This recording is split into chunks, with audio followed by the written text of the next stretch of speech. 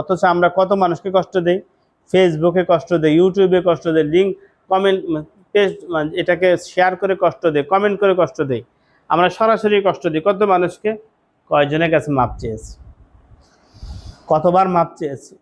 এই জন্য থানবী রহমতুল্লাহের কাছে কেউ বায়াত হতে চাইলে, মুরিদ হতে গেলে আগে বলতেন বান্দা সব হক মাফ করে আসেন। একদিন ঘুষ খাইছে, কত টাকা এত টাকা সব পরিশোধ করে আসো, এরপরে মুরিদ হইবা।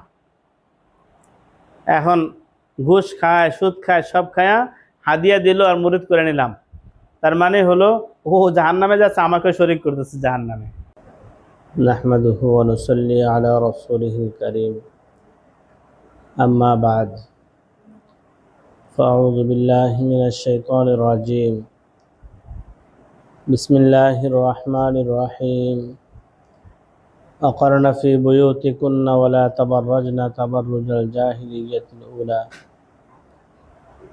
وقال تعالى: يا أيها الذين آمنوا لا يسخر قوم من قوم عسى أن يكونوا خيرا منهم ولا نساء من نساء عسى أن يكن خيرا منهن ولا تلمزوا أنفسكم ولا تنابزوا بالألقاب بئس الاسم الفسوق بعد الإيمان ومن لم يتب فأولئك هم الظالمون. صدق الله مولانا العظيم. وقال رسول الله صلى الله عليه وسلم: المرأة إذا صلت خمسها وصامت شهرها وأطاعت بعلها وأحسنت فرجها تدخل في أي باب من الجنة شاء، أو كما قال عليه الصلاة والسلام. আলহামদুলিল্লাহ, আলহামদুলিল্লাহ, আলহামদুলিল্লাহ। মহান আল্লাহ রব্বুল আলামিনের দরবারে শুকরিয়া আদায় করছি, যিনি মেহেরবানি করে আমাদেরকে দ্বীনে এই মজলিসে বসার তৌফিক দান করেছেন। আলহামদুলিল্লাহ। এই ঘরোয়া মজলিসগুলো এত দামি, এই মজলিসে যারা শরীক হন আল্লাহ তাআলা তাদের সবাইকে মাফ করে দেন। আল্লাহর জিকিরের মজলিস, আল্লাহ তাআলার বরত্ব বয়ানের মজলিস এত দামি হয় যে এই মজলিসগুলোকে ফেরেশতারা ঘিরে রাখে। আল্লাহ তাআলা রহমত নাজিল করেন। যখন মজলিস শেষ হয় তখন একজন ফেরেশতা ঘোষণা করেন, কওমু মাগফুরান লাকুম ক্বাদ বুদ্দিলাত সাইয়্যাতিকুম হাসানাত। তোমরা এখান থেকে অবস্থায় উঠো, তোমাদের সকল গুনাহকে নেকি বানায় দেওয়া হয়েছে, তোমাদের গুনাহ নেকি হয়ে গেছে। তো এই মজলিসের বড় ফায়দা তো এটা, নিজেকে গুনাহ মুক্ত করে ফেলতে পারি। আবার এখানে তওবা হয়, ইস্তেগফার হয়, এর মাধ্যমে সগীরা কবিরা সব গুনাহ মাফ হয়। আলহামদুলিল্লাহ, এমন মজলিসে আল্লাহ তাআলা আমাদেরকে বসার তৌফিক দান করেছেন। আলহামদুলিল্লাহ। আমাদের শায়েখ হযরত প্রফেসর হামিদুর রহমান সাহেব রহমতুল্লাহ আলাইহি বলতেন, দিলে যা আসে তা বলো। হাফিজ হুজুর রহমতুল্লাহ আলাইহি হাওলা দিয়ে বলতেন, হাফিজ হুজুর বলতেন, আসুন আমরা কিছু সময় দিনে আলোচনা করি, যেন আমাদের ভিতরে আখিরাতের ফিকির পয়দা হয়, আমাদের মধ্যে যেন আখিরাতের ফিকির পয়দা হয়। কারণ আমাদের ইহকাল এবং পরকাল এই উভয়টা মিলে আমাদের জীবন। শুধু দুনিয়ার জীবনই আমাদের শেষ না, আমাদের জীবন, আসল জীবন হলো আখিরাত। আল্লাহ তাআলা কোরআনে কারিমে বলেন, ওমা হাযিহিল হায়াতুদ দুনিয়া ইল্লা লাহবু ওয়া লাইব ওয়া ইন্নাদ দারাল আখিরাতা লাহিয়াল হায়াওয়ান। দুনিয়ার জীবন তো মাত্র খেলতামাশা, আখিরাতের জীবনই হলো আসল জীবন। খেলতামাশা অর্থ কি? আমরা যখন ছোট ছিলাম তখন আমরা বালু দিয়ে খেলেছি, আমরা গাছের পাতা দিয়ে খেলেছি, রান্না করতাম, কোনোটাকে মাছ বানাতাম, কোনোটা ভাত বানাতাম, কোনো গোশত বানাতাম, খেলাধুলা করতাম। তো ওই জীবন তো খেলনার জীবন ছিল। ঠিক ওই সময় যদি ঘরে কোরমা পোলাও পাকানো হতো, ছোট বাচ্চারা যখন খেলা করে তারাও কোরমা পোলাও পাকায়, সেটা হলো ওই বালু দিয়ে, গাছের পাতা দিয়ে খেলা করে। তো ঘরে কোরমা পোলাও পাকানো হচ্ছে, এর ঘ্রাণ ছড়িয়ে পড়ছে, কিন্তু ওদের কোনো খবর নাই। তাদেরকে যদি বলা হয় আসো ঘরে এসে খাবার খেয়ে যাও, ওরা বলে না তোমরা খেয়ে না, আমরা খাচ্ছি। কি খায়, রান্না করে, একটু দিতে ফেলে, একটু দিতে ফেলে, এবার খাওয়া হয়ে গেছে। তো ওই খেলনার জীবন ওদের কাছে এত মজাদার, ওরা আর বাসায় খেতে চায় না, ওই খেলনা নিয়ে মগ্ন। তো ঠিক আমরা এখনো খেলনার জীবনে আছি। আমাদেরকে যখন বলা হয় আখিরাতের খাবার এমন হবে, জান্নাতের ঘর এমন হবে ইত্যাদি, আমরা দুনিয়া নিয়ে মত্ত আছি। অথচ দুনিয়া ওই ছোট বাচ্চার খেলনার চাইতেও বেশি নিম্ন। আর ছোট বাচ্চার খেলনার এটা তো একটা সময়, সে কিছু সময় খেলতে পারলো, দুনিয়ার কোনো বাস্তবতা নাই, এটা শেষ হয়ে যাবেই, ধ্বংস হয়ে যাবে। বুদ্ধিমান তো সে যে আখিরাতের জীবনের জন্য প্রস্তুতি নেয়। আখিরাতের জীবন, আল্লাহ পাক বলেন ওয়া ইন্না দারাল আখিরাতা লাহিয়াল হায়াওয়ান, আখিরাতের জীবনেই আসল জীবন। মানুষের জীবনের বিভিন্ন স্টেজ থাকে, বিভিন্ন ধাপ থাকে। এক এক ধাপে মানুষ এক এক ধরনের আচরণ করে, একটা চায়। হ্যাঁ, ইন্নামাল হায়াতুদ দুনিয়া লাইবু ওয়া লাহু ওয়া যিনাতু ওয়া তাফাখুরুম বাইনাকুম ওয়া তাকাসুরুম ফিল আমওয়ালি ওয়াল আওলাদ। আল্লাহ বলেন দুনিয়ার জীবন তো খেলতামাশা, হ্যাঁ, এরপর জিনা, খুব সাজসজ্জা করা, অতঃপর ফখর করা এবং বাচ্চাদের নিয়ে গর্ব করা। অর্থাৎ ছোট সময় খেলতামাশা নিয়ে মগ্ন, যে একটু তরুণ যুবক হয়েছে বা সাজগোজ এটা খুব প্রিয়, কে কত স্টাইলিস্ট হয়ে চলতে পারে, সাজানো গোছানো জীবন, সুসজ্জিত থাকতে চায়। কর্মজীবনে ঢুকে এবার তার ফখর, আমি কি করি, তুমি কি করো। এক পর্যায়ে বাচ্চা কাচ্চা হয়ে যায়, কার কত সন্তান আছে এই নিয়ে ফখর করতে থাকে। এইভাবে জীবন শেষ হয়ে যায়। আল্লাহ পাক বলেন এইভাবে জীবন শেষ। কিন্তু আসল জীবন তো হলো আখিরাতের। দুনিয়ার এই জীবনের ধাপগুলো, কোন ধাপে আমি কি করব, এটা আল্লাহ তাআলা বলে দিয়েছেন। এবং আমি পুরুষ হই আর মহিলা হই, আমার জন্য কি করণীয় আল্লাহ তাআলা বলে দিয়েছেন। আল্লাহর বান্দা হিসাবে আমাদের দায়িত্ব হলো ওটা জানবো, সেটা মানবো, এবং দুনিয়ার এই জীবনকে পুঁজি বানায়া আখিরাতের অনন্ত জীবনের সম্বল, অনন্ত জীবনের পাথেও আমরা সংগ্রহ করবো ইনশাআল্লাহ।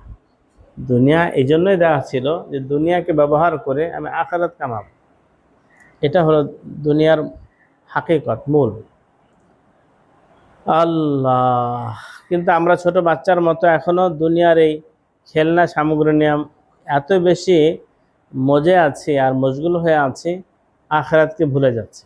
এই নিকট অতীতে খেলা হলো, এই খেলা আমাদের কি ফায়দা হয়েছে আমার বুঝে আসে না। আমাদের দেশের বা যে সকল তরুণ যুবক এটা নিয়ে মশগুল ছিল, কি ফায়দা হয়েছে আমার জানা নেই।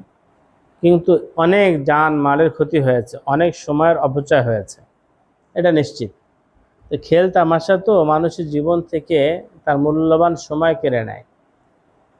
আল্লাহ তাআলা চান আমাদের সময় যেন আমরা নফস শয়তানের ধোকার পিছনে ব্যয় না করি, আল্লাহ পাকের হুকুম অনুযায়ী ব্যয় করি এবং জান্নাত কামাতে ব্যয় করি। এটা আল্লাহ তাআলা চান।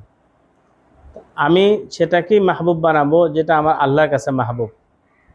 সেই আমল প্রিয় হবে, সেই ব্যক্তি প্রিয় হবেন, হ্যাঁ, যাকে মহব্বত করলে আমার আল্লাহ খুশি হন, ওই যে আমল করলে আমার আল্লাহ খুশি হন। যেমন আব্বা আম্মা দুনিয়াতে সবচেয়ে বড় নিয়ামত। বাবা মাকে মহব্বত করলে আল্লাহ খুশি হন। কেমন খুশি হন? একটু মহব্বত নজরে তাকালে আল্লাহ গুনাহ মাফ করে দেন। তো এমন কি আছে যে পীর সাহেবের চেহারা দিকে তাকালে গুনাহ মাফ হয়ে যায়? ওলামায়ে কেরাম বলেন আল্লাহ ওয়ালাদের সোহবতে থাকলে ফায়দা হয়, এটা তো কোরআন সুন্নাহর শিক্ষা। কিন্তু ওমরা সওয়াব হবে এমন তো নাই। বাবা মায়ের চেহারা দিকে তাকালে ওমরা সওয়াব হয়, ওমরা সওয়াব হয়। তো আমার যেটা বলার উদ্দেশ্য সেটা হলো দুনিয়ার জীবন আসল জীবন না, আসল জীবন হলো আখিরাতের জীবন। এই জন্য হাফিজ হুজুর বলতেন আসুন আমরা কিছু সময় দিনে আলোচনা করি যেন আমাদের মধ্যে আখিরাতের ফিকির পয়দা হয়। আকবর এলাহাবাদী ভারতের বিখ্যাত কবি ছিলেন। ওনার একটা ঘটনা উলামায়ে কেরামের মুখে শুনেছি। তো ওনার ছেলের যখন বিয়ে হলো, তো যেদিন অলিমা, সেদিন উনি ওনার ছেলেকে একটা উপঢৌকন দিলেন, উপহার দিলেন। ছেলে সবার সামনে উপহার পেয়ে খুব খুশি, আজকে আমার বিয়ের দিন, আমার বাবা আমাকে উপহার দিয়েছেন। সবাই অধীর আগ্রহ অপেক্ষা করছে কি উপহার দিল আমরা দেখব। এখন ছেলে ওটা হাতে নিয়ে উপরে যে সুন্দর রঙিন কাগজ দিয়ে মোড়ানো, এক একটা কাগজ খুলে দেখে ভেতরে আরেকটা কাগজ, খুলছে তো খুলছে, এক পর্যায়ে সব খোলা শেষ, দেখা গেল ভেতরে ছোট্ট একটা গাড়ি, খেলনা গাড়ি। ছোট্ট খেলনা গাড়ি দেখে সবাই হেসে দিছে, আর ওই ছেলেটা লজ্জিত হলো, ছোট্ট খেলনা গাড়ি আমার বাবা আজকে আমাকে হাদিয়া দিলেন। তো লজ্জিত হয়েছে, কিছু বলেন নাই। পরে বাবাকে আলাদা সময় বললেন, বাবা আমাকে তুমি লজ্জিত করলে কেন সবার সামনে? বললেন, দেখো তোমাকে এটা একটা শিক্ষা দেওয়ার জন্য, কারণ তুমি যখন ছোট ছিলে এই ধরনের একটা গাড়ির আবদার আমার কাছে করেছিলে, ওই গাড়িটি আমি তোমাকে কিনে দেইনি, এই জন্য তুমি 1 সপ্তাহ আমার সাথে কথা বলোনি। ওই খেলনা গাড়ির জন্য তুমি 1 সপ্তাহ কথা বলোনি, অথচ ওই গাড়িটাই আজকে দিলাম তোমাকে, তুমি লজ্জিত হলে, তুমি মনে করছো তোমাকে অপমান করা হলো। তার মানে হলো, যুবক বুঝে নাও হে বৎস, যে তুমি এখন যেটাকে প্রিয় মনে করছো এটা আসলে প্রিয় না। একটা সময় গিয়ে তুমি নিজে লজ্জিত হবে, হাসবে, আমি কির জন্য এইভাবে ভাইয়ের সাথে মাটির খেলনা নিয়ে ভাইয়ের সাথে মারামারি করছে। মুফতি শফি রহমতুল্লাহ আলাইহি বলেন যে মাটি দিয়ে খেলনা বানাইছে, আর ওই খেলনার জন্য তার ভাইয়ের সাথে তিনি ঝগড়া করছেন, পরবর্তীতে হাসতেছেন, এই মাটির খেলনার কী দাম আছে। কিন্তু ওই সময় ওইটাই প্রিয়। আমি তোমাকে শিক্ষা দিচ্ছি যে আজকে তুমি যেই আল্লাহ পাক তোমাকে যে বিবি দান করলেন, একে নিয়েও যেন আল্লাহকে ভুলে না যাও, তাকে আল্লাহর হুকুম অনুযায়ী তুমি যত্ন করবা, আল্লাহর হুকুমের বাইরে যেন না যাও, এটা তোমাকে বোঝানোর জন্য। আজকের এই দুনিয়া একসময় হাসির, আমাদের কাছে মনে হবে হায় এর কারণে কি আল্লাহর হুকুম লঙ্ঘন করেছিলাম। মুসলিম শরীফে হাদিসে আছে, কিয়ামতের ময়দানে জমিনের যে সম্পদগুলো আছে সব সম্পদ জমিন থেকে বাইরে চলে আসবে, স্বর্ণ লম্বা আকারে পড়ে থাকবে, রূপার বিশাল বার হবে, লম্বা পড়ে থাকবে। ফাজা আসারিকুন, চোর এসে যখন এই সম্পদ দেখবে আর বলবে হায় এই সম্পদ চুরি করার জন্যই আমার হাত কেটে ফেলা হয়েছিল। ফাজা আকাতিউন, আত্মীয়তার সম্পর্ক ছিন্নকারী দেখে আফসোস করবে, হায় আমি এই সম্পদের জন্য ভাইয়ের সাথে সম্পর্কটা ছিন্ন করেছিলাম। এভাবে এক একজন এসে আফসোস করতে থাকবে, অথচ ওদিন কোনো দাম থাকবে না, পড়ে থাকবে, নেওয়ার কেউ নাই। এই জন্য মুহতারাম, আসল হলো আমার ঈমান আমল, আসল হলো দুনিয়া থেকে আল্লাহকে খুশি করে যাওয়া, আসল হলো পরকালে জান্নাত হাসিল হয়ে যাওয়া, জাহান্নাম থেকে বেঁচে যাওয়া। আল্লাহ তাআলা কোরআনে কারিমে বলেছেন, ইন্নাহু মাইয়াতি রাব্বাহু মুজরিমান ফাইন্না লাহু জাহান্নাম, যে ব্যক্তি তার রবের কাছে অপরাধী হয়ে আসবে তার ঠিকানা হলো জাহান্নাম, তার ঠিকানা জাহান্নাম, অবশ্যই তার জন্য জাহান্নাম রয়েছে। এখন কথা হলো অপরাধীকে, অপরাধের জন্য জাহান্নাম, অপরাধীকে আমরা দুনিয়াতে দেখি যে বাবার কথা মানে না, সে সন্তান বাবার চোখে অপরাধী, পরিবারের চোখে অপরাধী, সে বাবার কথা মানেনি, মায়ের কথা মানেনি। যে শিক্ষকের কথা মানে না, প্রতিষ্ঠানের নিয়ম মানে না, সে প্রতিষ্ঠানের চোখে অপরাধী। যে রাষ্ট্রের আইন মানে না, সে রাষ্ট্রের চোখে অপরাধী। ঠিক যে ব্যক্তি আল্লাহর হুকুম মানবে না, আল্লাহর আইন মানবে না, আল্লাহর বিধান মানবে না, সে আল্লাহর চোখে অপরাধী। ধরুন আল্লাহ তাআলা একটা আইন হলো চোখের হেফাজত করা, কোনো বেগানা পুরুষ বেগানা নারীকে দেখবে না, কোনো বেগানা নারী কোনো বেগানা পুরুষকে দেখবে না, এটা হলো আল্লাহ পাকের হুকুম। কুল্লিল মুমিনিনা ইয়াগুযু মিন আবসারিহিম ওয়া ইয়াহফাযু ফুরুজাহুম, মুমিনদেরকে বলে দিন তারা যেন নজরকে নিচু রাখে এবং লজ্জাস্থান হেফাজত করে। ঠিক এর পরের আয়াত আল্লাহ বলেন, অকুল্লিল মুমিনাতি ইয়াগুযুদনা মিন আবসারিহিন্না ওয়া ইয়াহফাযনা ফুরুজাহুন্না, আর মুমিন নারীদেরকে বলে দিন তারা যেন নজর হেফাজত করে আর লজ্জাস্থানে হেফাজত করে, নজর নিচু রাখে, লজ্জাস্থানে হেফাজত করে। অনেক ক্ষেত্রে মনে হয় পুরুষ নজর বাঁচাবে আর মা বোনগণ পর্দা করবেন, কিন্তু মা বোনের যে নজর বাঁচাইতে হবে এটা অনেক ক্ষেত্রে বোঝে না। এই জন্য মা বোন না জানার কারণে বক্তা হুজুরের চেহারার দিকে তাকায় তাকায় তার বান ইউটিউবে শুনতেছে, গজল গানেওয়ালা পুরুষের গজল তাদের তাকায় তাকায় দেখতেছে শুনতেছে, কিংবা বাহিরে কাউকে বেগানা পুরুষকে পর্দার আড়াল থেকে দেখছে, মনে করেন এটা গুনাহ, অথচ এটা কবিরা গুনাহ। আল্লাহ বলছেন নজর নিচু রাখো। একজন পুরুষ যেমন মোবাইলে কোনো বেগানা মহিলাকে দেখলে গুনাহ হয়, একজন পুরুষ যেমন কোনো বেগানা মহিলার আলোচনা যত সুন্দর হোক তাকায় তাকায় শুনলে গুনাহ হয়, বাহিরে কোনো বেগানাকে দেখলে কবিরা গুনাহ হয়, ঠিক একজন মহিলারও একই গুনাহ হবে সে যদি দেখে। কারণ আল্লাহ তাআলা বলছেন নজর নিচু করো, লজ্জাস্থানের হেফাজত করো। নজরের সাথে লজ্জাস্থানের সাথে সম্পর্ক আছে। এই জন্য আল্লাহ তাআলা আমাদের সবাইকে আল্লাহর এই হুকুম মানার তৌফিক দান করেন। এখন আল্লাহ তাআলা তো বললেন তোমার চোখের উপরে আইন হলো চোখকে নিচু রাখবা, বেগানাকে দেখবা না, এটা আল্লাহর আইন। সুতরাং যে চোখের এই আইন, আল্লাহ পাকের এই হুকুম, চোখের উপরে যে আইন আছে এটাকে মানবে না, সে আল্লাহর চোখে অপরাধী হবে। এই জন্য আল্লাহ তাআলা বলছেন ইয়ালামু খাইনাতাল আয়ুনি ওয়া মা তুখফিস সুদূর। তোমার দৃষ্টির খেয়ানাত, খাইনাতাল আয়ুন দৃষ্টির খেয়ানাত সম্পর্কে এবং তোমাদের দিলের ভিতরে যা কিছু আছে সব সম্পর্কে আল্লাহ তাআলা খুব ভালো করে জানেন। দিলে যা আছে সে সম্পর্কে জানেন, চোখের খেয়ানাতও জানেন। অর্থাৎ কুদৃষ্টি করার পরে, খারাপভাবে দেখার পরে দিলের মধ্যে যে অসৎ চিন্তা ভাবনা আসলো, আল্লাহ তাআলা এই সম্পর্কেও জানেন। আল্লাহ তাআলা এই সম্পর্কেও জানেন। এই জন্য চোখের হেফাজত করা এটা ফরজ।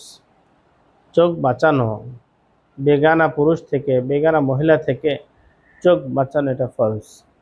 পর্দা করা ফরজ। দেখুন আল্লাহ তাআলা আমাদেরকে নজর দিয়েছেন, চোখ দিয়েছেন, আর চোখের উপরে পর্দাও দিয়েছেন। এমন পর্দা দিয়েছেন যে এটা মুহূর্তের মধ্যে বন্ধ হয়ে যায়, মুহূর্তের মধ্যে। তার মানে হলো হঠাৎ করে আমার সামনে বেগানা এসে পড়তে পারে। আপনি মোবাইলে ভালো কিছুই করছেন, হঠাৎ করে বিজ্ঞাপন এসে গেল, তখন মুহূর্তের মধ্যে চোখ বন্ধ করে ফেলতে হবে। এক মুহূর্তে দেখা যাবে না। নবীজি সাল্লাল্লাহু আলাইহি ওয়াসাল্লাম আলী রাদিয়াল্লাহু আনহুকে বলেন, ইয়া আলী লা তুতবিউন নাজরু আন নাজরাতা, একবার দেখার পরে আরেকবার দেখবে না। হঠাৎ দৃষ্টি পড়ে গেল কোনো বেগানা মহিলার উপরে, কিংবা কোনো বেগানা মহিলার চোখ কোনো বেগানা পুরুষের উপরে চলে গেল, তখন সে সাথে সাথে চোখটাকে হটায় নেবে, আরেকবার তাকাবে না। দিলে যতই দেখতে মন চাক তাকাবে না। এই না তাকানোর দ্বারা ফায়দা কি হবে? উলামায়ে কেরাম লিখেছেন, যেমন আমাদের দাদা শায়েখ করাচি হযরত রহমতুল্লাহ আলাইহি বলেন যে এই নজর হেফাজত দ্বারা আল্লাহ পাক তাকে 1000 রাকাত তাহাজ্জুদের চাইতে বেশি সওয়াব দান করবেন।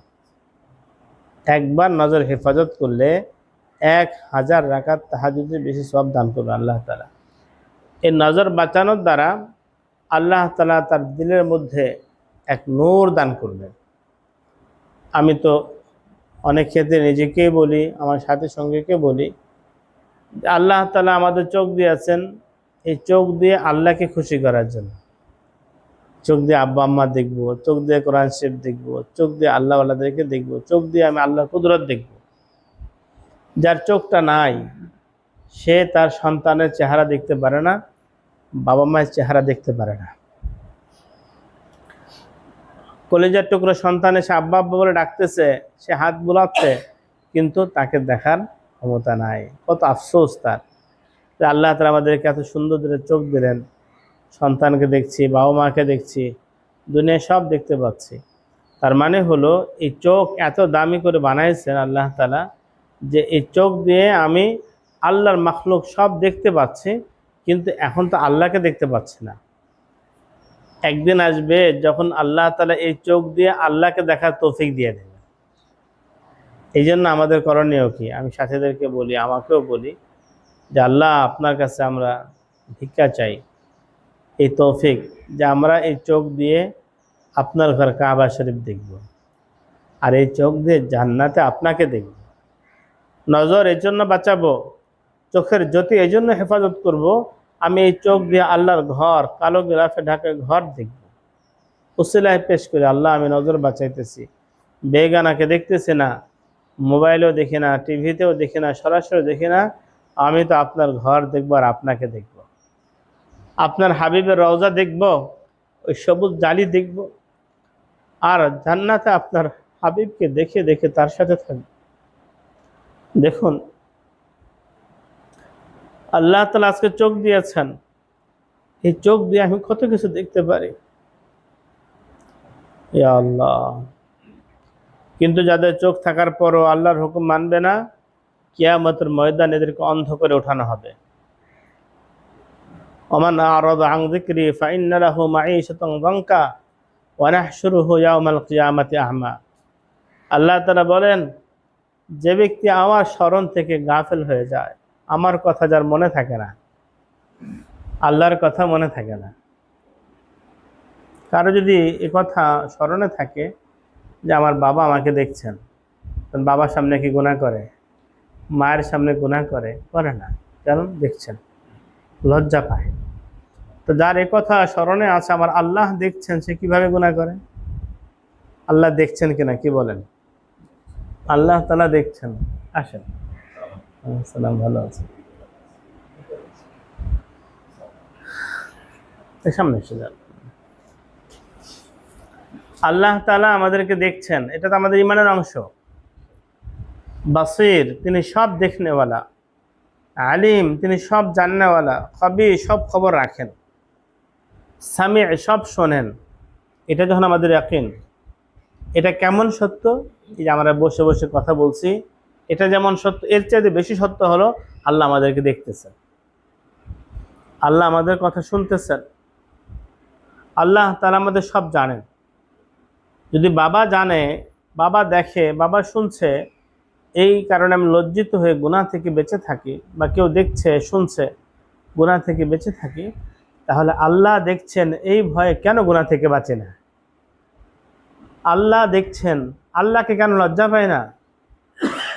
এই জন্যই আল্লাহ জিকির যে ভুলে যাবে, ওমান আ'রাদা আন যিকরি, যে আমার স্মরণ থেকে গাফেল হয়ে যাবে, আমাকে মনে থাকবে না, নফস শয়তান বলতেছে গুনাহ করো, সে গুনাহ করছে, সে গুনাহ করতেছে, আল্লাহকে ভুলে গেছে। আল্লাহ পাক তাকে কিয়ামতের ময়দানে অন্ধ করে উঠাবেন। ওয়া নাহশুরুহু ইয়াওমাল কিয়ামাতি আ'মা, অন্ধ করে উঠাবেন, আর তার দুনিয়ার জীবনটাকে আল্লাহ পাক তং করে দেবেন। ফাইন্না লাহু মাঈশাতান যানকা, দুনিয়ার জীবন সংকীর্ণ হয়ে যাবে। অঢেল কামায়, কিন্তু পেরেশানি শেষ নাই। এত কামানোর পরও কেন অভাব যায় না, কেন সংকট দূর হয় না? দূর হয় না এ কারণেই যে আমি যে সংকট দূর কারণেওয়ালা আল্লাহকে ভুলে গেছি। সম্পদ আমাকে শান্তি দিতে পারবে না, আমার সম্পদ আমাকে শান্তি দেবে না, পদ আমাকে শান্তি দেবে না। আমার শান্তি পেতে হলে এই শান্তি দেনেওয়ালা আল্লাহ তাআলার সাথে ভাব করতে হবে, আল্লাহর সাথে সম্পর্ক করতে হবে, তাহলে আমার দিলে শান্তি আসবে, আমি শান্তি পাবো। দেখুন, একটা হলো সুখের উপকরণ, একটা সুখ, দুটাকে এক। শান্তির উপকরণ আর শান্তি এক না। ঘরের মধ্যে এসি লাগিয়েছে, ফ্যান লাগিয়েছে, এটা তো শান্তির উপকরণ। দামি খাট, দামি সোফা, সব কিছু দামি দামি, এগুলো সব শান্তির উপকরণ। কিন্তু তখনই এই শান্তি পাওয়া যাবে যখন আল্লাহ তাআলা এর মাধ্যমে শান্তি দেওয়ার এরাদা করবেন। আপনি সব লাগাইছেন, বিদ্যুতের সংযোগ নাই, এসি কি ঠান্ডা হবে? ফ্যান কি ঘুরবে? কিছুই হবে না। কেন? বিদ্যুতের সংযোগ নাই। তা আমি শান্তির উপকরণ সব লাগাইলাম, ঘর ভরে ফেললাম, কিন্তু আল্লাহর সাথে সম্পর্ক করলাম না, আমার শান্তি অধরাই থেকে যাবে, এই শান্তি আর পাওয়া যাবে না। আল্লাহ পাক কোরআনে কারিমে ছোট্ট কথা শান্তি কাকে বলে, কোথায় পাওয়া যায় বলে দিয়েছেন, যে আল্লাযীনা আমানু ওয়া তাতমাইন্নু কুলুবুহুম বিযিকরিল্লাহ আলা বিযিকরিল্লাহি তাতমাইন্নুল কুলুব। আল্লাহ, যারা ঈমান আনে এবং তাদের জিকির, তাদের দিলগুলো আল্লাহর জিকির দ্বারা প্রশান্ত হয়ে যায়। বললেন, জেনে রাখো, আল্লাহর জিকির দ্বারাই দিলগুলো প্রশান্ত হয়। তার মানে দিলে শান্তি পাওয়া এটা হলো আল্লাহর জিকিরের সাথে সম্পর্ক। আমাদের মুফতি সাহেব হুজুর দামাত বারাকাত, আমাদের ওস্তাদ হুজুর বলেন, 4টা শব্দে আল্লাহ বলে দিয়েছেন শান্তি কাকে বলে, কোথায় পাওয়া যায়। শান্তির জন্য সারা পৃথিবীর মানুষ খুঁজছে, শান্তি সম্মেলনও হয়। হ্যাঁ, শান্তির জন্য পৃথিবীতে কত কিছু মানুষ করতেছে। মানুষ মারে আর বলে শান্তি কায়েম করছে, শান্তি চায়। আল্লাহ আমাদেরকে মাফ করে দেন। তো আল্লাহ তাআলা কোরআনে কারিমে বলেন শান্তি কাকে বলে, তাতমাইন্নুল কুলুব, অন্তরটা প্রশান্ত হয়ে যাওয়ার নাম হলো শান্তি। অন্তর খুব ইতমিনান, প্রশান্তি, এই লোক হলো শান্তিতে আছে। আর পাওয়া যাবে কোথায়, বিজিকিরিল্লাহ, আল্লাহর জিকির দ্বারা। আল্লাহর জবানেও আল্লাহ জিকির করতে হবে, কলবেও আল্লাহর জিকির থাকবে। যখন মানুষের জিকির দিলে থাকবে তখন দিল শান্তি হবে, দিল শান্ত হয়ে যাবে। এই জন্য আল্লাহ তাআলাকে স্মরণ রাখার তৌফিক দান করুন। মুহতারাম, আমরা ছোট সময় মোরলের ঘটনা গল্প পড়ছি। মোরল অসুস্থ হয়ে যায়, তখন তাকে সুস্থ করার জন্য সুখী মানুষের কাপড় লাগবে, জামা। সুখী মানুষের জামা গায়ে দিতে হবে, আপনারা পড়েছেন। এখন সুখী মানুষ তো খুঁজে পাওয়া যাচ্ছে না। জঙ্গলে গিয়ে কাঠুরেকে পাওয়া গেল সুখী মানুষ, জামা চাইলো, আমার তো জামা নাই। মানুষটা সুখী কিন্তু জামা নাই। তাহলে বোঝা গেল জামা থাকার নাম সুখ না, সুখ দিলের বিষয়। এটাই আল্লাহ পাক কোরআনে কারিমে বলেছেন। এই জন্য আল্লাহ তাআলা আমাদের সবাইকে শান্তিময় জীবনযাপনের তৌফিক দান করুন। তো আল্লাহ তাআলা একদিকে বললেন যারা আল্লাহর জিকির থেকে গাফেল হয় দুনিয়াতে তাদের জীবনকে সংকীর্ণ করে দেন, আর পরকালে এই লোকগুলোকে অন্ধ করে উঠানো হবে।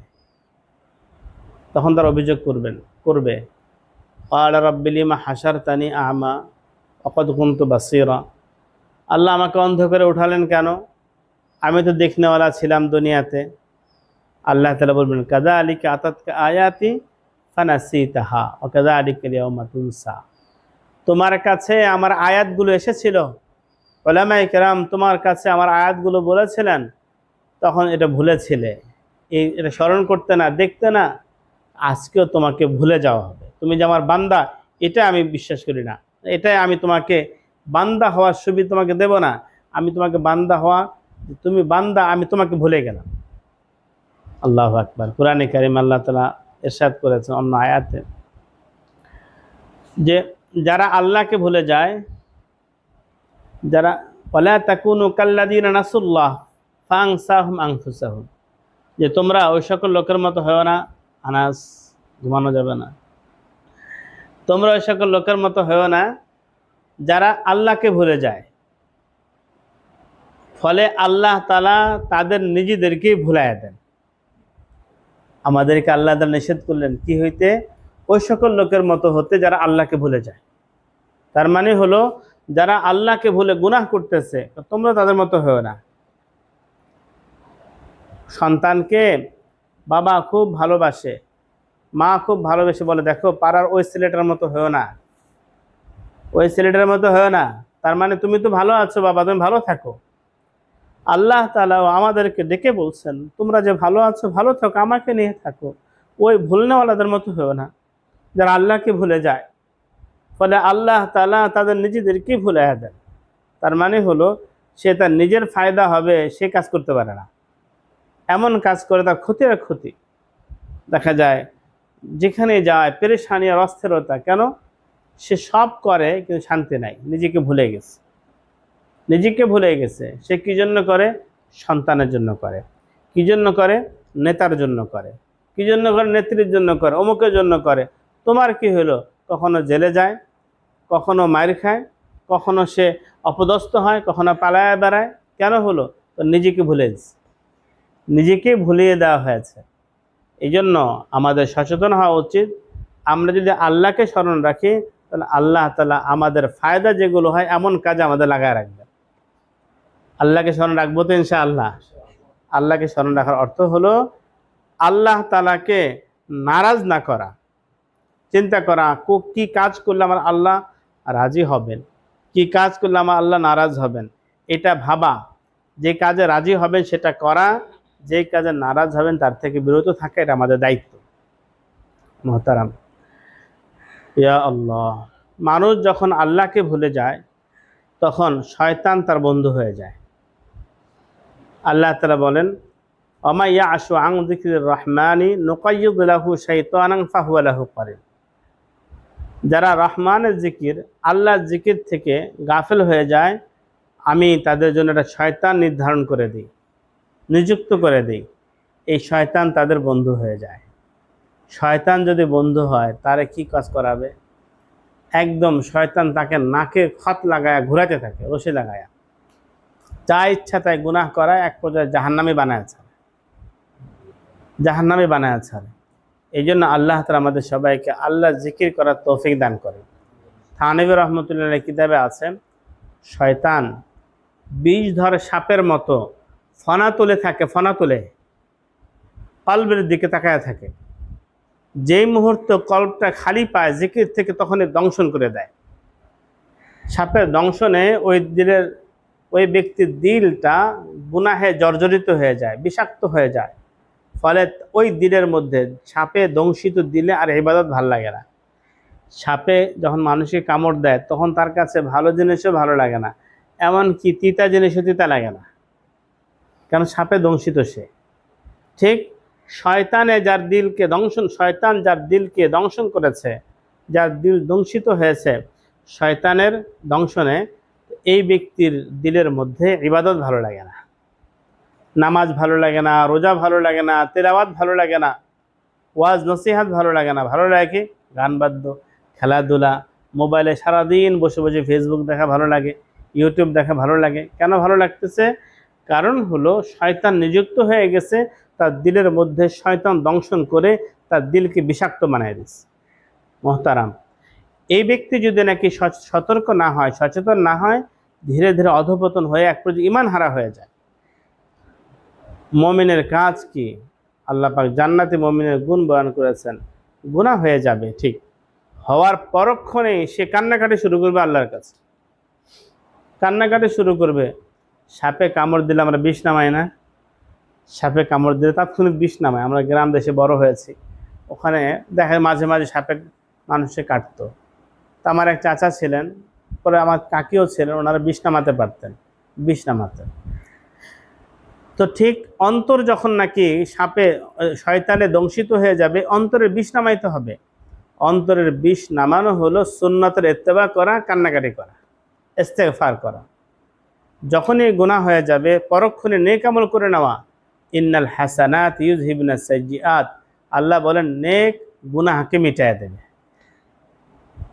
আমাদের হারদি হযরত রহমতুল্লাহ আলাইহি, আমাদের দাদা পীর হুজুর বলতেন যে সুন্নাত গুনাহ হলো সাপে দংশন, এটা বিষ, আর সুন্নাত হলো তার তির্যাগ তথা প্রতিষেধক।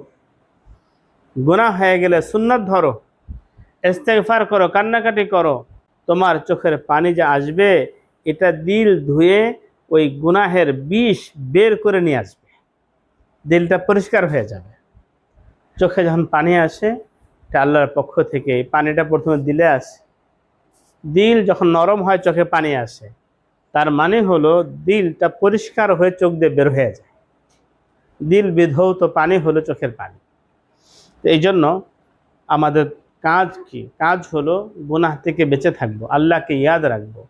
কখনো শয়তান আমাদেরকে ভুলাইয়া দিচ্ছে, গুনাহ করায় ফেলছে, তখন আমাদের কাজ হবে তওবা করা, কান্নাকাটি করা, গুনাহ থেকে নিজেকে পাক করে ফেলা।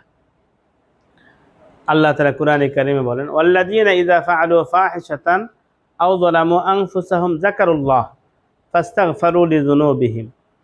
তারা যদি কোনো ফাহিশা কাজ করে ফেলে, গুনাহের কাজ করে ফেলে, আল্লাহর কথা স্মরণ হয়ে যায়, অতঃপর গুনাহের জন্য আল্লাহর কাছে মাপ চায়। মোহতারাম, আমরা সবাই আল্লাহর প্রিয় হতে চাই না? কি বলেন? আমরা প্রিয় হতে চাই, আল্লাহর মাহবুব হতে চাই।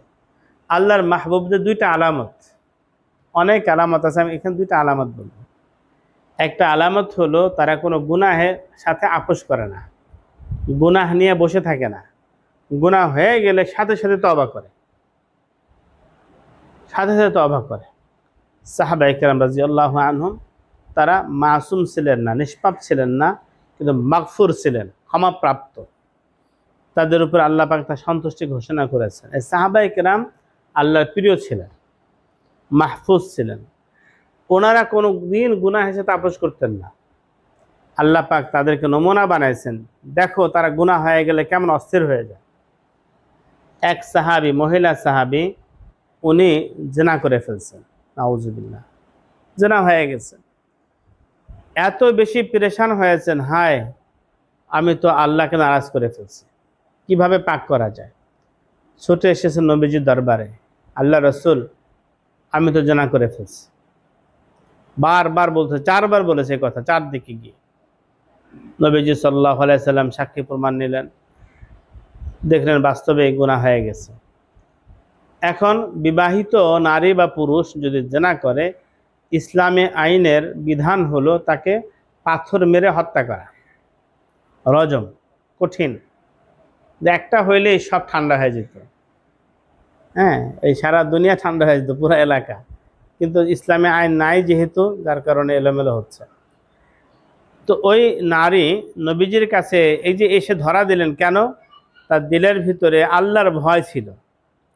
গুনাহ হয়ে গেছে, গুনাহ নিয়ে তিনি বসে থাকেন না, এসে বললেন আল্লাহ রাসূল আমাকে পাক করেন, আমি তো গুনাহ করে ফেলছি, আমাকে পাক করেন। নবীজি সাল্লাল্লাহু আলাইহি ওয়াসাল্লাম বললেন, তোমার পেটে সন্তান আছে, এই ছেলেটার তো দোষ নাই, এই সন্তানের তো দোষ নাই, ও ভূমিষ্ঠ হোক, পরে এসো। ঠিক অনেকদিন পরে যখন তার বাচ্চা হয়েছে, বাচ্চাকে কোলে করে নিয়ে এসেছেন, নবীজি আমাকে পাক করেন, আমি তো গুনাহ করে ফেলছি। বললেন তোমার এই বাচ্চা তোমার দুধের উপর নির্ভরশীল, তুমি তাকে নিয়ে যাও, যখন সে নিজে খেতে পারবে, নিজে তোমার দুধের উপর নির্ভরশীল না হবে, তখন নিয়ে এসো। ঠিক অনেকদিন পরে ওই বাচ্চার হাতে রুটি দিয়ে নবীজি দরবারে এসেছেন, আল্লাহ রসুল আমার বাচ্চা এখন নিজে খেতে পারে, আমাকে পাক করে। তখন তাকে রজম করা হয়েছে। তার শরীরের রক্ত একটু ছিটকে এক সাহাবীর গায়ে লেগেছিল, তিনি নাক ছিটকে 1-2টা কথা বলেছিলেন। নবীজি সাল্লাল্লাহু আলাইহি ওয়াসাল্লাম নারাজ হলেন আর বললেন, জানো সে এমন তওবা করেছে, এই তওবা যদি গোটা হেজাজবাসী তথা আরববাসীর মধ্যে ভাগ করে দেওয়া হয়, সবার জন্য যথেষ্ট হয়ে যায়। অর্থাৎ এখানে দেখার বিষয় হলো, গুনাহ হওয়ার পরে কেমন অস্থির হয়েছেন তিনি পাক হওয়ার জন্য। বুখারীতে আছে আবু বকর ওমর রাদিয়াল্লাহু আনহুমা, বিখ্যাত সাহাবী, ওনাদের ব্যাপারে আবু সাঈদ খুদরি রাদিয়াল্লাহু আনহু থেকে বর্ণিত। একদিন নবীজি সাল্লাল্লাহু আলাইহি ওয়াসাল্লাম মসজিদ নববীতে বসে আছেন, এমন সময় দেখলেন আবু বকর রাদিয়াল্লাহু আনহু খুব পেরেশান হয়ে আসতেছেন, লুঙ্গিটা হাত দিয়ে একটু ধরা, একটু উঁচা করা, খুব অস্থির। নবীজি সাল্লাল্লাহু আলাইহি ওয়াসাল্লাম বললেন যে তোমাদের সাথে মনে হয় কিছু হয়েছে। কাছে আসার পরে আবু বকর রাদিয়াল্লাহু আনহু সালাম দিলেন। নবীজি সাল্লাল্লাহু আলাইহি ওয়াসাল্লাম উত্তর দিয়ে জিজ্ঞেস করলেন, আবু বকর কি হয়েছে? তিনি বলেন, আল্লাহ রাসূল আমার আর ওমরের মাঝে রাদিয়াল্লাহু আনহু, ওমরের মাঝে কথা কাটাকাটি হয়ে গেছে, ঝগড়া হয়ে গেছে।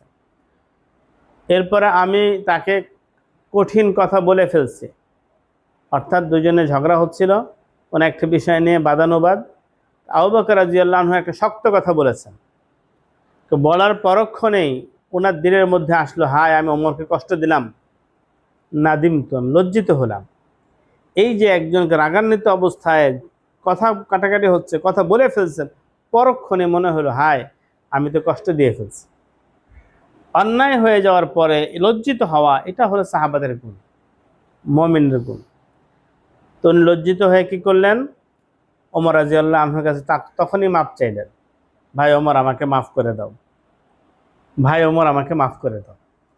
ওমর রাদিয়াল্লাহু আনহু একটু কষ্ট পেয়েছেন, তিনি তাৎক্ষণিক মাফ করতে পারলেন না। কিন্তু আবু বকর রাদিয়াল্লাহু আনহু ওনার পায়ে ধরার প্রস্তুতি নিলেন, যে আমার তো মাপ নিতে হবে, পায়ে ধরে হলো। আবু বকর এবং ওমর রাদিয়াল্লাহু আনহুমার মধ্যে আবু বকর রাদিয়াল্লাহু আনহু প্রবীণ এবং সবচেয়ে সম্মানিত মানুষ। এমন একটি মানুষ ওমর রাদিয়াল্লাহু আনহু পায়ে ধরবে, এটা ওমর রাদিয়াল্লাহু আনহুকে মানতে পারবেন? উনি দিয়েছেন দৌড়, যেন পায়ে ধরতে না পারে। আবু বকর রাদিয়াল্লাহু আনহু পেছনে দৌড়াচ্ছেন আর বলতেছেন, ভাই ওমর আমাকে মাফ করে দাও, আমাকে মাফ করে দাও। ওমর রাদিয়াল্লাহু আনহু ভেতরে ঢুকে দরজা আটকে দিয়েছেন, বাহির থেকে আবু বকর রাদিয়াল্লাহু আনহু ডাকছেন, শোনেন না।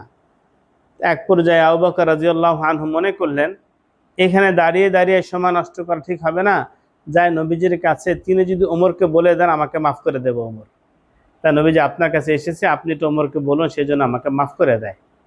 তা নিজে মাপ চেয়েছেন, মাপ চাওয়ার জন্য ছুটছেন তার পেছনে, ঘরে গিয়ে দাঁড়ায় আছেন দরজার ভিতরে, ভাই ওমর মাফ করে দাও। এরপর আবার নবীজির কাছে এসে নিজেকে পেশ করলেন অপরাধী হিসাবে এবং বললেন আপনি একটু সুপারিশ করুন আমাকে যেন ওমর মাফ করে দেন। ওদিকে ওমর রাদিয়াল্লাহু আনহু, তিনিও আল্লাহর প্রিয় বান্দা, তার দিলের মধ্যে এই কথা আসলো, হায় আবু বকরের মতো মানুষ, তিনি আমার কাছে মাফ চাইলেন, আমি মাফ করলাম না, তিনি আমার দরজায় আসলেন, একটু বসতেও দিলাম না, কেমন কথা। আবু বকর তো কষ্ট পেয়েছে আমার আচরণে। এ উল্টা তার ভিতর জ্বালা শুরু হয়ে গেছে। এখন উনি আবু বকরের কাছ থেকে মাপ নেওয়ার জন্য ব্যস্ত। দরজা খুলে দেখেন বাহিরে আবু বকর নাই। চলে এসেছেন আবু বকর রাদিয়াল্লাহু আনহু বাড়িতে। জিজ্ঞেস করেন আবু বকর বাড়িতে আছেন? ভেতর থেকে বলল না, তিনি বাড়িতে নাই। ওমর রাদিয়াল্লাহু আনহু চিন্তা করলেন কোথায় খুঁজবো, যায় নবীজির কাছে। নবীজি সাল্লাল্লাহু আলাইহি সাল্লাম যদি আবু বকরকে বলে দেন তাহলে আবু বকর আমাকে মাফ করে দেবেন। উভয়ে পেরেশান, সামান্য একটু, অথচ আমরা কত মানুষকে কষ্ট দেই, ফেসবুকে কষ্ট দেই, ইউটিউবে কষ্ট দেই, লিঙ্ক কমেন্ট পেজ এটাকে শেয়ার করে কষ্ট দেই, কমেন্ট করে কষ্ট দেই, আমরা সরাসরি কষ্ট দিই কত মানুষকে। কয়জনের কাছে মাপ চেয়েছি, কতবার মাপ চেয়েছি। এই জন্য থানবী রহমতুল্লাহের কাছে কেউ বায়াত হতে চাইলে, মুরিদ হতে গেলে আগে বলতেন বান্দা সব হক মাফ করে আসেন। একজন ঘুষ খাইছে, কত টাকা এত টাকা সব পরিশোধ করে আসো, এরপরে মুরিদ হইবা। এখন ঘুষ খায়, সুদ খায়, সব খায়া হাদিয়া দিল আর মুরিদ করে নিলাম, তার মানে হলো ও জাহান্নামে যাচ্ছে, আমাকে শরীক করতেছে জাহান্নামে। আল্লাহু আকবার। এক আল্লাহওয়ালা সম্পর্কে আছে, কাজী বাইজাবি রহমতুল্লাহ আলাইহির জীবনীতে উল্লেখ আছে। তো উনি বাদশার কাছে চাইলেন যে উনি বাদশাহ, উনি প্রধান বিচারপতি হবেন। ওই আল্লাহওয়ালা ওই বাদশাহের খুব ঘনিষ্ঠ মানুষ। আল্লাহওয়ালার কাছে গেলেন যে আপনি একটু বাদশাকে সুপারিশ করে দিলে তিনি আমাকে প্রধান বিচারপতি বানায় দেবেন। তো যিনি বিচারপতি হতে চান তিনি গিয়েছেন বুজুর্গের কাছে। ওই বুজুর্গ বাদশাকে বললেন কি, ওই ওনাকে হাজির রেখা, যে উনি না, আমি নামটা জানি, নামটা বলবো না, উনি অনেক যোগ্য মানুষ, ভালো আলেম, সে আপনার সাথে জাহান্নামে শরীক হতে চায়, আপনার সাথে জাহান্নামে শরীক হতে চায়। লজ্জিত হয়েছে। তার মানে হলো রাষ্ট্রীয় দায়িত্ব পালন করা তো বহুত কঠিন বিষয়, সামান্য এদিক ওদিক হলে তো জাহান্নাম। এখন সে প্রধান বিচারপতি কেন হতে চাচ্ছে? ওখানে গেলে তো ঠিক থাকা যাবে কিনা, অনেক ক্ষেত্রে ঝামেলা হয়ে যাবে। আপনাদের চট্টগ্রামে একজন জজ ছিলেন, বিচারক, আমার খুব ঘনিষ্ঠ মানুষ। এই আল্লাহর বান্দা যখন 25 বছর চাকরি হয়ে গেছে আমাকে পরামর্শ করলেন, হুজুর আমি চাকরি থেকে অবসর নিতে চাই স্বেচ্ছায়। অথচ উনি বিচারপতি হওয়ার লাইনে ছিলেন। আমি বললাম কেন? অনেক ক্ষেত্রে ফরমায়েশ আসে রায় দেওয়ার জন্য, আর আগের আমলে, এখন না, বর্তমানে পেছনের জীবনে অনেক ক্ষেত্রে এমন রায় দিতে হয় যেটা হুকুম পালন করতে এটা তো জায়েজ নাই, এটা তো আমাদের জন্য জাহান্নাম হবে, যে আমি বিচারকগিরি ছেড়ে দিতে চাই। আমি বললাম আপনি চলবেন কিভাবে? আমাকে আল্লাহ চালাবে, আমার ইয়াকিন আছে। এমন ছেড়ে দেন। ঠিকই আল্লাহর বান্দা জজের চাকরি স্বেচ্ছায় ছেড়ে দিস, প্রধানমন্ত্রী পর্যন্ত অনুরোধ কোশনে রাখেন নাই। আপনাদের চিটাগাঙে জজ ছিলেন, আমার এখন আলহামদুলিল্লাহ খুব ঘনিষ্ঠ সম্পর্ক, কালকে জুমা পড়ছে আমার পেছনে এসে। তো বিষয় হলো আল্লাহর বান্দার ভিতরে যখন আল্লাহর ভয় ঢুকে যায় তখন চাইবে আমি কিভাবে জাহান্নাম থেকে বাঁচতে পারি, জাহান্নাম থেকে বাঁচতে পারি। তো আমি মূল যে কথায় আসছি, সাহাবায়ে কেরাম রাদিয়াল্লাহু আনহুম যখন সামান্য একটু এলোমেলো হয়ে যেত সাথে সাথে আল্লাহর কাছে মাপ চাওয়া শুরু করতেন। ওমর রাদিয়াল্লাহু আনহু নবীজির দরবারে আসলেন, এসে দেখেন আবু বকর বসা আগে থেকে। নবীজি সাল্লাল্লাহু আলাইহি সাল্লাম দূর থেকে যখন ওমর রাদিয়াল্লাহু আনহুকে দেখেছেন, দেখে তার চেহারা লাল হয়ে গেল। আবু বকর রাদিয়াল্লাহু আনহু বললেন যে নবীজি ওমরের দোষ না, আমি অন্যায় করছি। ওমরের অন্যায় হয় না, অন্যায়টা আমি করছি। নবীজি সাল্লাল্লাহু আলাইহি ওয়াসাল্লাম খামোশ থাকলেন। ওমর রাদিয়াল্লাহু আনহুর কাছে আসার পরে বললেন, ওমর, মক্কার লোকজন সবাই একদিন আমাকে মিথ্যাবাদী বলেছিল, একটা সময় মিথ্যাবাদী বলতো, সেদিন এই আবু বকর শুধু একমাত্র আবু বকর আমাকে সত্য মেনেছিল। তার মানে হলো এত সত্যবাদী আবু বকর, তুমি তাকে কষ্ট দিলা। এখানে আমার মূল বোঝানোর উদ্দেশ্য ছিল গুনাহ হয়ে গেলে গুনাহ নিয়ে বসে না থাকা। এটা আল্লাহ তাআলা কোরআনে বলছেন, ওয়াল্লাযীনা ইযা ফাআলু ফাহিশাতান আও যালামু আনফুসাহুম যাকারুল্লাহ। তারা কোনো গুনাহ হয়ে গেলে, নিজেদের উপরে জুলুম করে ফেললে, গুনাহের মাধ্যমে আল্লাহর কথা স্মরণ হয়ে যায়, অথবা আল্লাহর কাছে তারা মাপ চাইতে থাকে। আর যে গুনাহ করেছে একই গুনাহ বারবার করে না, জেনে বুঝে একই গুনাহ বারবার করে না। এই জন্য আল্লাহ তাআলা আমাদের সবাইকে সকল গুনাহ থেকে তওবা করার তৌফিক দান করুন। আল্লাহ বলছেন যে অপরাধী হয়ে যাবে তার জন্য জাহান্নাম। একটা শুধু বললাম চোখের গুনাহ, এটা অপরাধ। আল্লাহকে ভুলে যাওয়া অপরাধ। আজকে আল্লাহকে ভুলে গেছে, আল্লাহর সামনে আমরা গুনাহ করতে লজ্জা পাচ্ছি না। আল্লাহর সামনে গুনাহ করতে লজ্জা পাচ্ছে না, তো আল্লাহর সামনে কিভাবে দাঁড়াবো? আমাদের এক মুরব্বী ছিলেন, বিখ্যাত শের পড়তেন হযরত মাওলানা নোমান আহমদ সাহেব, আরে আকেল না হো গাফেল তুঝে একদিন জানা হয়। হে বিবেকবান বুদ্ধিমান, একদিন তোমার চলে যেতে হবে, এই সম্পর্কে উদাসীন হয়ে না। তুঝে একদিন এই চেহারা খোদা কো দেখানা হয়, তোমার এই চেহারাটা একদিন আল্লাহকে দেখাইতে হবে। কোন মুখে আল্লাহর সামনে দাঁড়াবো? যখন বাবার নাফরমান হয় সবাই বলে তার কোন মুখে তোর বাপের সামনে দাঁড়াবি? আল্লাহর নাফরমানি হলে আল্লাহর সামনে কোন মুখে দাঁড়াবো? নবীজি সাল্লাল্লাহু আলাইহি ওয়াসাল্লাম সামনে কোন মুখে দাঁড়াবো? একবার চিন্তা হওয়া দরকার। ইয়া আল্লাহ, আমার কারণে যেন আল্লাহর হাবিব সাল্লাল্লাহু আলাইহি সাল্লাম কষ্ট না পান, এটা খুব বেশি জরুরি। নবীজি কষ্ট না পান। ভারতের একটা বিখ্যাত ঘটনা শুনেছি হযরত মাওলানা জুলফিকার আহমদ নকশবন্দি রহমতুল্লাহ আলাইহির বয়ানে। ইংরেজ আমলে এক ইংরেজ দম্পতি এসেছে হিন্দুস্তানে। ইংরেজ দম্পতি, তারা ইঞ্জিনিয়ার, আর্কিটেক্ট ইঞ্জিনিয়ার দুজনেই। তো শুনেছে দিল্লির শাহী মসজিদ, জামে মসজিদ অনেক সুন্দর কারুকাজ করা। ওই ইংরেজ মহিলা পুরুষটা, খ্রিস্টান পুরুষটা দেখতে এসেছে মসজিদের সামনে আসলে কিছু ভিক্ষুক থাকে। যখন ওনাকে দেখছেন, একজন ভিক্ষুক হাত বাড়াইছে ভিক্ষার জন্য, তিনি তাকে কিছু ভিক্ষা দিয়ে আবার ভেতরে চলে গেছেন। মানি ব্যাগ থেকে টাকা বের করে ভিক্ষা দিচ্ছে। মসজিদ দেখে ফিরে চলে গেছে।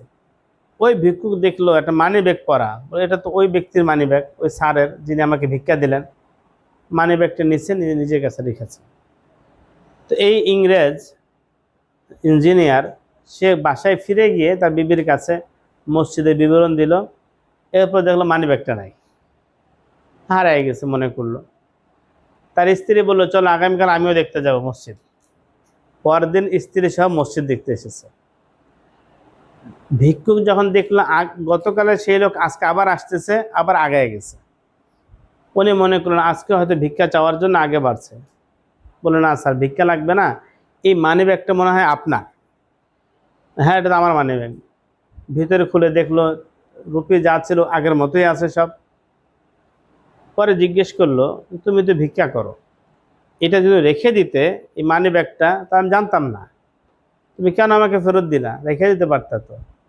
বললো আমার একবার মনে চেয়েছিল আমি রেখে দিই, কিন্তু পরক্ষণে একটা ফিকির আমার মাথায় আসলো, ওই চিন্তার কারণে আমি রাখতে পারলাম না।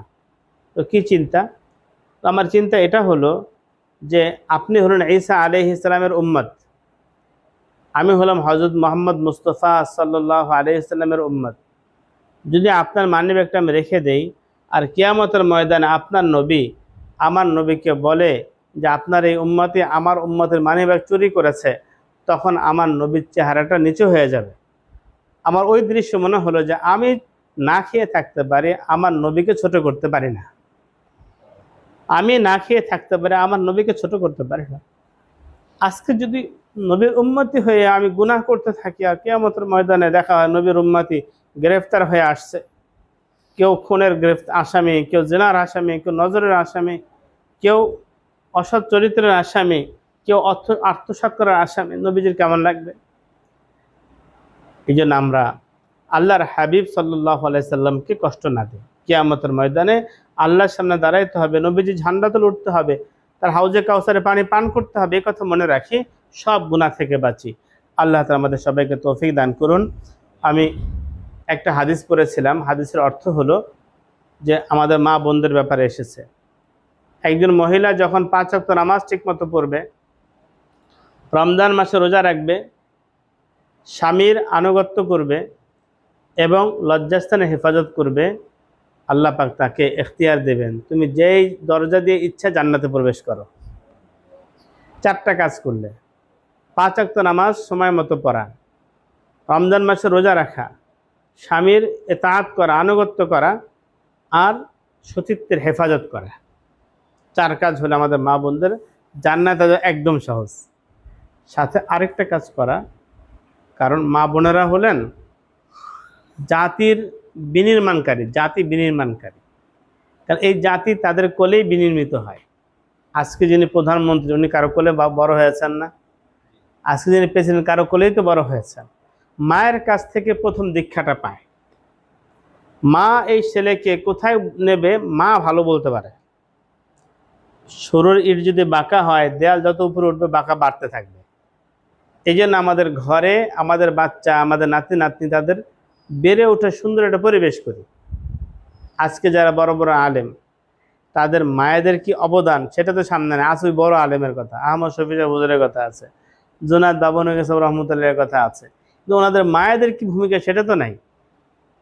অথচ এই আহমদ শফি আর জুনায়েদ বাবনু রাহিমাহুল্লাহ হওয়ার জন্য মূল ভূমিকাটা তার মাই পালন করছে।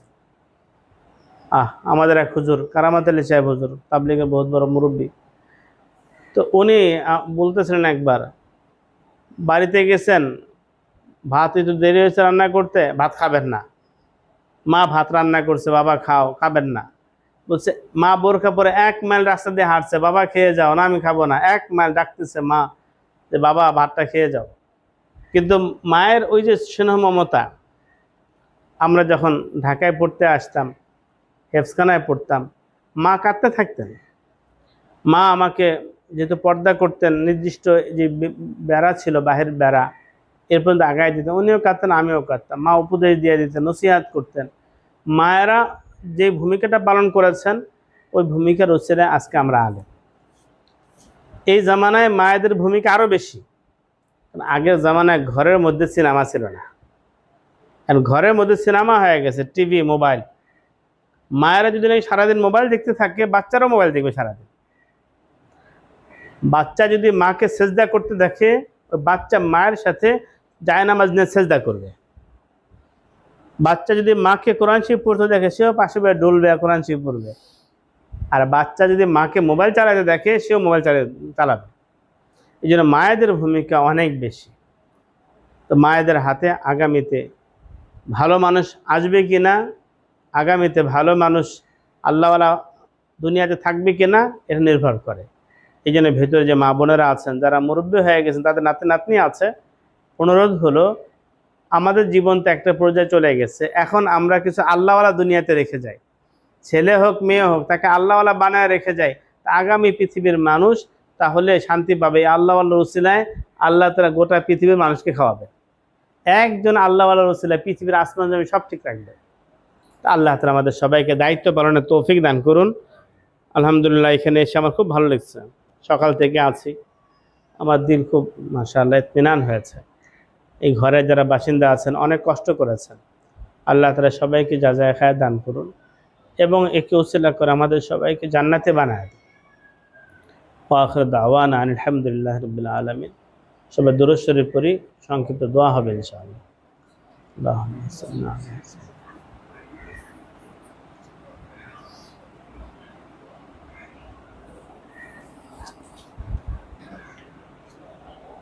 আলহামদুলিল্লাহি রাব্বিল আলামিন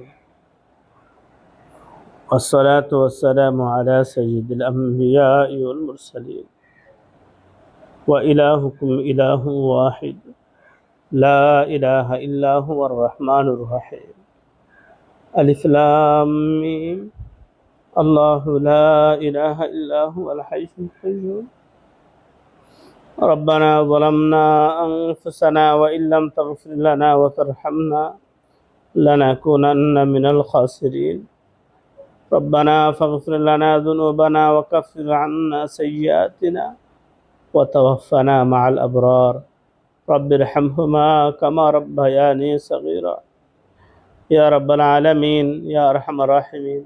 আমরা কতিপয় মুসাফির, আপনি আমাদেরকে এখানে নিয়ে এসেছেন। আল্লাহ আব্দুল্লাহ জাকিরের সাথে একসময় কোনো পরিচয় ছিল না, তার ভাইদের সাথে, তার বাবার সাথে কোনো পরিচয় ছিল না, রিয়াজুল্লাহর সাথে একসময় পরিচয় ছিল না, দুনিয়ার কোনো কায় কারবার করতে গিয়ে আমাদের পরিচয় হয়ও নাই। আল্লাহ আপনার জন্যই আমাদের একে অপরের পরিচয় হয়েছে। আজকের এই আশা আপনার জন্যই। আল্লাহ আপনি মেহেরবানি করে আমাদের সবার এই আশা বসা সাক্ষাৎ করাকে কবুল করে নিন। ইয়া আল্লাহ, এখানে আমরা যারা হাজির হয়েছি সবাইকে মাফ করে দিন। আপনার হাবিব বলেছেন আপনার জন্য যারা একসাথে হয়, যারা পৃথক হয়, তাদেরকে আরো সে ছায়া দান করেন। আমাদের সবাইকে আরো সে ছায়ার মালিক বানায় দিন। আল্লাহ, এই ঘরে যারা আছেন তারা অনেক কষ্ট করেন। আল্লাহ, সবাইকে আপনি মেহরবানি করে আল্লাহ জান্নাতের আলা মাকামের অধিকারী হওয়ার তৌফিক দান করেন। আমাদের যারা পুরুষ আছে আমাদেরকে আপনি আল্লাহ হাসান হোসেন রাদিয়াল্লাহু আনহুমা প্রিয় নবী সাল্লাল্লাহু আলাইহি ওয়াসাল্লাম তাদের সাথে থাকার ব্যবস্থা করে দিন। আমাদের মা বোনদেরকে খাদিজাতুল কুবরা রাদিয়াল্লাহু আনহা, ফাতিমাতুজ জোহরা রাদিয়াল্লাহু আনহার সঙ্গিনী বানায়া দিন। ইয়া আল্লাহ, আমাদের সবাইকে জান্নাতি বানায়া দিন, সবাইকে জান্নাতি বানায়া দিন। আল্লাহ, যারা আপনাকে ভুলে গেছে তাদের থেকে আমাদেরকে দূরে রাখুন। আপনাকে ইয়াদ রেখে আপনাকে বুকে নিয়ে চলার তৌফিক দান করুন। এক মুহূর্ত আপনাকে ভুলতে চাই না। আল্লাহ, প্রতি মুহূর্তে আপনাকে স্মরণ রাখার তৌফিক দান করুন। আল্লাহ, সবাইকে হালাল রুজিতে বরকত দান করুন, সবাইকে হারাম থেকে বেঁচে থাকার তৌফিক দান করুন। আল্লাহ, আমাদের আব্বা আম্মাকে আপনি মাফ করে দিন, দাদা দাদি নানা নানি আত্মীয় স্বজন সবাইকে মাফ করে দিন, শ্বশুর শাশুড়ি সবাইকে মাফ করে দিন। ইয়া আল্লাহ, আব্দুল্লাহ জাকিরের দাদি ইন্তেকাল করেছেন আরও আগেই।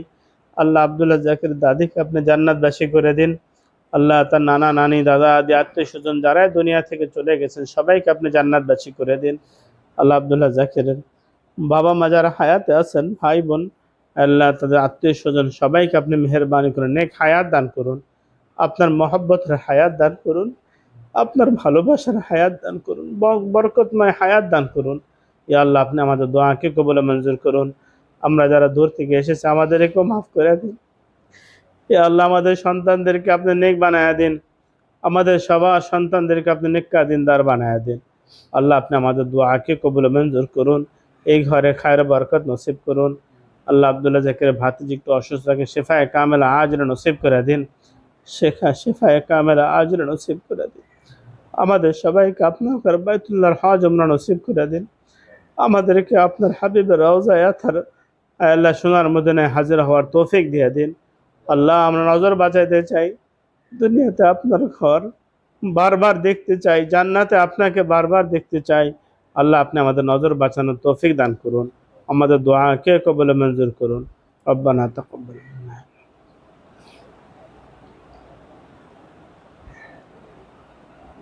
বিরহমাতিকা ইয়া আরহামার রাহিমিন।